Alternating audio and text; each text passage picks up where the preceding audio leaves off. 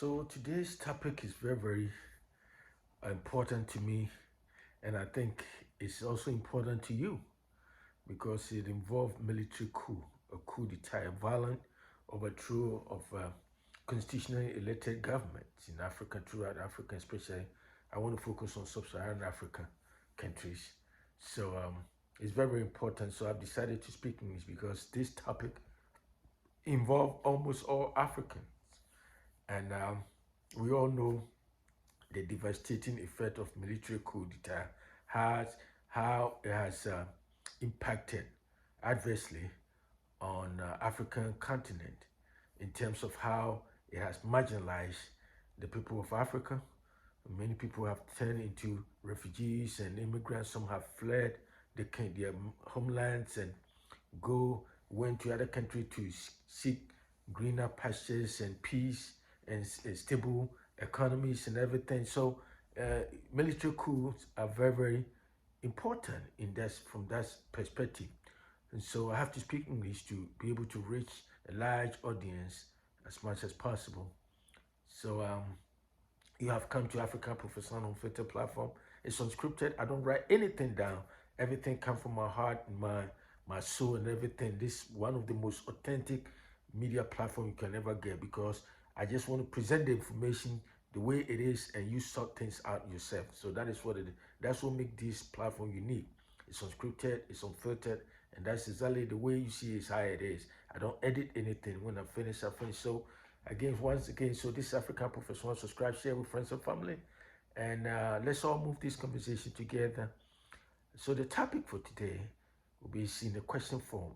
So, and the question is Africa backsliding from multi-party democracy into military takeover or military dictatorship? And why? The question is why.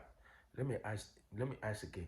The title or the central theme, the focus of this conversation is this: is African backsliding? It's moving away from multi-party, participatory democracy into military dictatorship, military takeover. And there's a reason I asked this question, and the question is why is this happening? Let me start from this angle. See, I always said it, and I will repeat it again in some of my previous videos that it looks like Africa, whenever we take 2 steps forward, then we take 10 steps backward. We take 2 steps or 5 steps forward, and then we take 20 steps backward, and that is what is happening today, because many of us, at least me or me in particular, I thought military military government, military coups is not popular anymore in Africa. It has heavily subsided, and African masses are not really interested in military coup d'etat. But when you look at the realities on the ground and how people are cheering up some of the military coups, especially Ibrahim Traore in Burkina Faso, and how people are idealizing him and wherever, it makes you sit down and pause and ask yourself: Is are Africans, now embracing military takeover again? And the question is why. So that is why I want to discuss this topic. Let me start from this angle. You see, so far in the world, so far since let me start from this from 1950 to this point, the world has witnessed or had 486 military coups since 1950 to this point. The world has had about 486 military coups, and out of this number, out of 486 coups, Africa has the highest. Africa has, had 214 military coups, either successful or unsuccessful. 214. So out of the 214 military coups, about 100, I think 107 has succeeded, and 108 did not succeed. You see, so Africa has the highest. In the continent that follow closely to Africa is South America. They have had about 146 military coups or takeover, violent overthrow of government, and out of the 146, or I think only 70 succeeded, 70 succeeded, and 76 did not succeed. So if you look at 486 coups since 1950 today, to this time, Africa has had the highest, and 107 has succeeded, and 108 did not succeed. And you ask yourself, why does Africa, or why did Africa has the highest number of coup d'etats in the world? Why? And people, I know what is going through them. Oh, is the Western countries, is the white people doing that? Man, I don't buy that. I don't buy that argument, because guess what? Burkina Faso, Burkina Faso leader now, Ibrahim Traore, would you say that French people or the Western countries supported him to, or engineer or sponsor him to embark on the coup? That's not true in all situations. So that is what it is. I'm sick and tired of Africans. Most of the time, we don't want to take responsibility for, or we don't want to hold ourselves accountable, and that's a problem for me. So, like I said, we have a higher numbers of coup d'etat. And then, so 486, we have 214 or so, 215 coup d'etat. And so let me also give these statistics. So from 1970, the reason I say it looks like Africa, the coup is increasing now, even though they subsided, they went down a bit, for the past 20 years or so. Coup became like unpopular in Africa, but now it looks like it's rising up again. And I will name countries, and I will explain myself why I think coup are now increasing. So from 1970 to 1979, Africa has had about 42 coup d'etat, 42. Successful and unsuccessful coup was 42. And out of the 42 coup from 1970 to 1979, 42 coup, only 18 succeeded. So out of the 18 in percentage term will be 42.9%. So let's round it up to 43%. So from 1970 to 1979, coup, out of the 42 coup, successful and unsuccessful coup, it's only 18 succeeded. And so in percentage term, about 43%, And then from 1980 to 1989, it was 39 coup d'etat. But out of the 39, 22 coups succeeded. And so in percentage term, which means it increases in percentage term, it will be 56.4%. That was from 1980 to 1989. And then from 1990 to 1999, again, it was 39 coup attempts. And out of the 39 coup attempts, 16 of the 39 out of the 39 succeeded. So you find out that it was coming down in percentage terms. So 39, 16 succeeded. But in the previous decade, 39, 22 succeeded. But from 1990 to 1999, it was 39, but 16 succeeded. So it will be 41, as opposed to 56 in the previous decade. Okay, so from 2000 to 2009, it was 22 coup. Out of the 22, only 8 succeeded. So also in percentage term, it went down to from 41% to 36%, 36.4%, 2000 to 2009.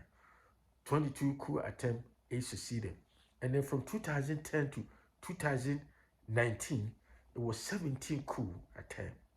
And then out of the 17, 8 succeeded. So it started rising slightly. It started coming. So from 36%, it came to 47%. See, it started rising up from 2010 to 2019. 17 coups, 8 succeeded. Then check this out. From 2020 to 2022, 8 coup attempts, and out of the 2, 6 succeeded. So it shoot to 75% in percentage terms. So the question is, why did the coup from the previous decade to 47%, then now it shoot from 2010 to 2019, 47%. Now from 2020, just within 2 years, 2020 to 2022, we have 75% increase. So the question is, why is Africa backsliding from multi-party democracy, participatory democracy, into military takeovers? So I say all this because, you see, after witnessing an unprecedented decrease, like the statistics I've given, unprecedented military, decrease in the military coups or military takeover for most of the past 20 or more years before 2021. It seems like it looks like, see, the sub-Saharan Africa is now descending into a deep hole, an epidemic of military takeovers. And when I say sub-Saharan Africa, I mean almost all the countries, African countries below, south of the Sahara Desert.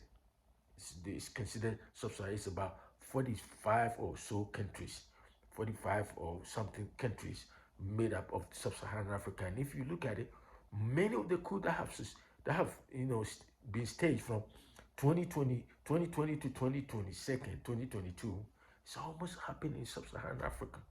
And prior to that, for the past 20 years or so, coup has become unpopular. And even if any country stage a coup, you find AU, African Union, and ECOWAS, they also stage a counter measures of coup to just get rid of that military takeover or that violent overthrow of the duly constituted or constitutionally elected government. So they will reinstall the civilian government. So the point is, why is it that Africa is not descending into military takeover? What was the motivating factor? What are the trigger points? So just to give you a snapshot of what is going on, what is playing out in Africa. So beginning from say 2021 today, see, we have had a country like Burkina Faso has staged a coup and succeeded. Sudan also, Guinea, Chad, and Mali. And as I speak now, Madagascar, about 3 days or 4 days ago, they have had a successful military takeover. And for example, if you look at a country like, say, almost all the coups, so the reason they gave about three or four major reasons, they gave. For example, Guinea, the reason the military guy, the military leader, Kenya or whoever staged a coup was because he gave three reasons: corruption, rampant corruption, all over the economy. The government of President Conde, the then President Alpha Conde, has turned the Guinean economy into like his own personal bank account and just milking the country dry. Corruption everywhere. And then so because of that, the economy of Guinea was failing. So if you look across all the countries, the states that have staged a coup in 2021 to 2022, Burkina Faso, Sudan, Guinea, Chad, Mali, they gave the same reason, that it was because of corruption and the fact that there's a terrorism, a high level of terrorism and insurgency, especially in Burkina Faso, that the then government, his predecessor, uh, Ibrahim Traore predecessor, was incapable of fighting terrorism. That is making huge inroads into Burkina Faso. So these are some of the reasons, and one of the reasons that stood out was the fact that many of these leaders, when they get into power, you know what they do? They try. The power becomes so tempting that what they did is they try to amend the constitution. So instead of, you know, the constitution mandated 2 terms, like you can have the first 4 years, and then if the people like you or you did the right thing, and so they can re-elect you to go another term. So you have four 2 terms, so sum it up to 8 years. But many of these countries, that is what Guinea President Alpha Conde, the then president, did. He amended the constitution to enable him to go for a third term. So many of them, if you look at President Nkrumah, that was one of his downfall, because he turned Ghana into one party state. If you look at Uganda, that is what Museveni, that's what he did. When they get there, they suppress all the dissenting views. They amended the constitution upon their own, you know, judges, and then to make the ground so fertile for them, so easy for them to amend the constitution so they can run for the third term. Today, if you watch Ghana carefully, any critical observer will tell you that there's a lot of people just cheering the current president of Ghana, No, President Mahama, because they have majority in parliament, and then now he has found a way to get rid of the chief justice, so to make things easy. So it just show this is typical African leaders. That's what they do when they want to turn their country into one party state. That's what they do, and that is why the military people get a chance to come in. It's not because the military in Africa are angels. No, they are worse, because when they come in, the first 2 years or so, they run on populist message to get the masses to support them, and after that, they start changing and wearing suits instead of military fatigue and wherever they change into suits, Armani suits and all kind of suits. So Pierre Cardin suits and that kind of stuff. So I don't trust the military because they are worse.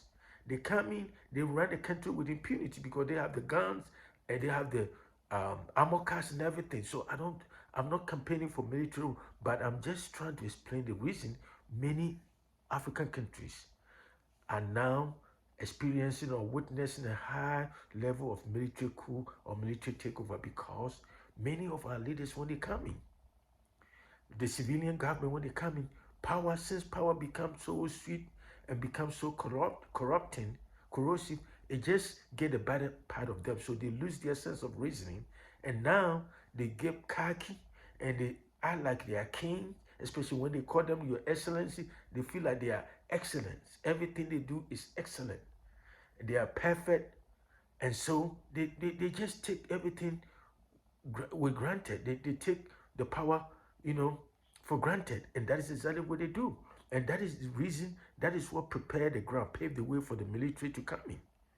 And so I'm not saying that we want the military government, but I'm just trying to explain why, trying to give a little insightful perspective why, you know, today or lately, you find many of these African countries in sub-Saharan, they are experiencing or they are backsliding from democracy, a participatory democracy, into military takeover or military dictatorship because of corruption, failing economy, and trying to amend the constitution so they can run for a third term.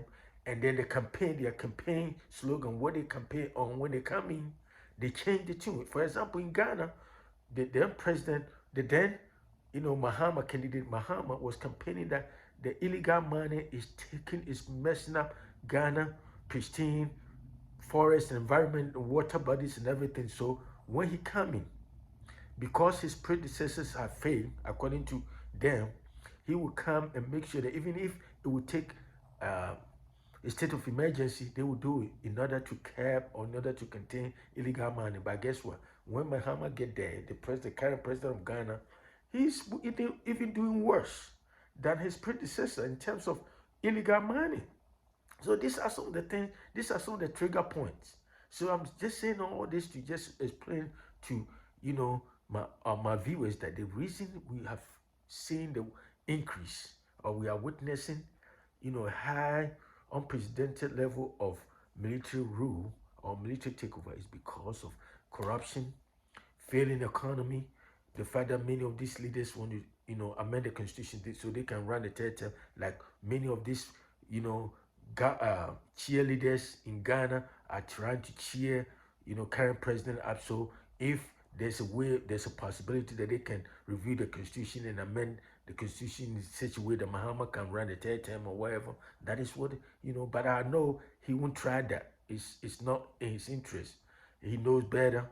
And so that's all I'm saying. So if you want to know why Africa is witnessing, especially Sub-Saharan Africa is witnessing unprecedented level of military takeover, is because of corruption, high level of corruption, failing economy, the fact that they campaign on a different thing when they are in opposition, but when they come in, they do exact opposite.